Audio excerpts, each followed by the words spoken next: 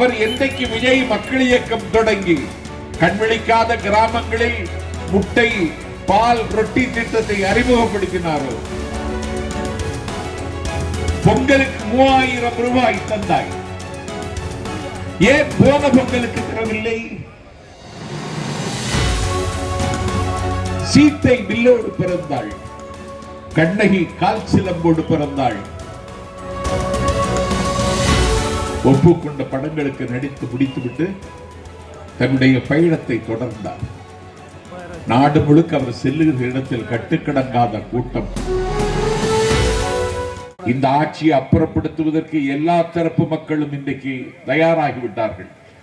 இன்றைக்கு பொங்கு தமிழுக்கு தலை தந்த கொங்கு குமணன் குலவிய மண்ணில் மேற்கு மண்டல திமுக இளைஞரணியின் மகாநாட்டில் இளைஞரணியின் செயலாளர் தமிழ்நாட்டினுடைய மாண்புமிகு துணை முதலமைச்சர் தம்பி உதயநிதி ஸ்டாலின் அவர்கள் கலந்து கொண்ட அந்த மாநாடு 6 மணிக்கு முடிந்து விட்டது.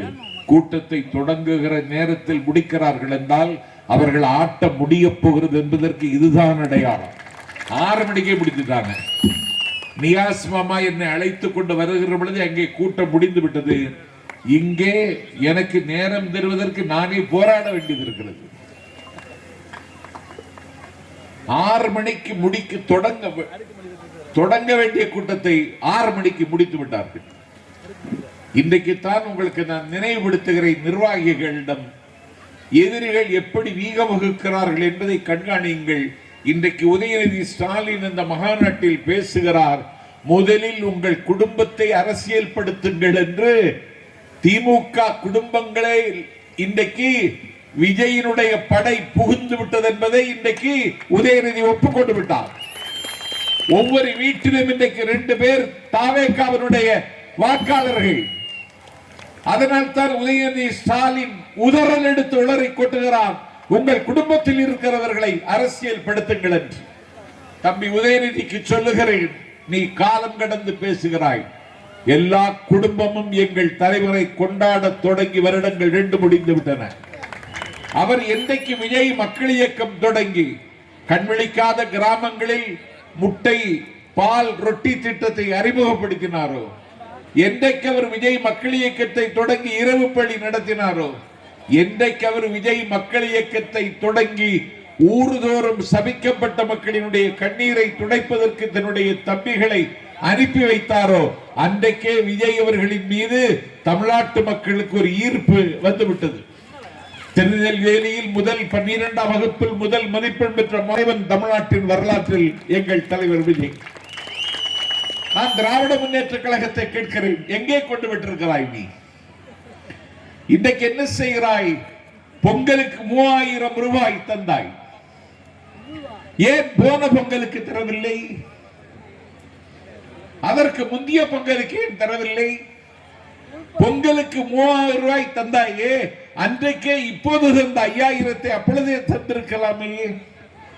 அதற்கு பிறகு கூட்டப்பட்ட மந்திரி சபையில் 5000 கொடுக்க போகிறோம் என்றாவது அறிவித்தாயா? நீ நிதி அமைச்சகத்திடம் கேட்டாயா? 5000 ரூபாய் கொடுப்பதற்கு கருவூலத்தில் காசு இருக்கிறதா என்று கேட்டாயா? 5000 ரூபாயை கொடுத்து விட்டாய். இனிமேல் இந்த நிதி நிலைமையை சீர்படுத்துவது எப்படி? ஸ்டாலினுக்கு தெரியும், இனிமேல் ஆட்சிக்கு வரப்போவதில்லை, இருப்பதை கொடுத்துவிட்டு காலி செய்து விடலாம் என்று அண்ணன் ஸ்டாலின் முடிவெடுத்து விட்டார். எதற்கு இப்பொழுது 5000 ரூபாய்? பொதுமக்கள் கேட்டார்களா? நான் கொடுத்ததை குறை சொல்லவில்லை, வாங்கியதையும் நாங்கள் சம்பத் குறை சொல்லவில்லை. ஆனால் கொடுப்பதற்கு நிலைமை இருக்கிறதா? ஒரு அரசாங்கம் நிர்வாகத்தை கவனிக்க வேண்டாமா? நான் கேட்கிறேன், 10.5 லட்சம் கோடி ரூபாய் கடன் வாங்கி வைத்திருக்கிறாய் நீ. ஒருவருக்கு ஒரு குடிமகனுக்கு, என் எதிரில் இருக்கிற ஒரு தாய்க்கு தலையின் மீது 1,37,000 ரூபாய் கடன் இருக்கிறது. கர்ணன் கவச குண்டலத்தோடு பிறந்தான், சீத்தை வில்லோடு பிறந்தாள், கண்ணகி கால் சிலம்போடு பிறந்தாள். தமிழ்நாட்டில் ஸ்டாலின் ஆட்சியில் தமிழ்நாட்டில் ஒரு குடிமகன் 1,37,000 ரூபாய் கடனோடு பிறக்கிறான். இதுதான் தமிழ்நாடு. இதுக்கு பதில் சொல்வீங்களா? பதில் சொல்ல உங்களுக்கு தகுதி இருக்கிறதா?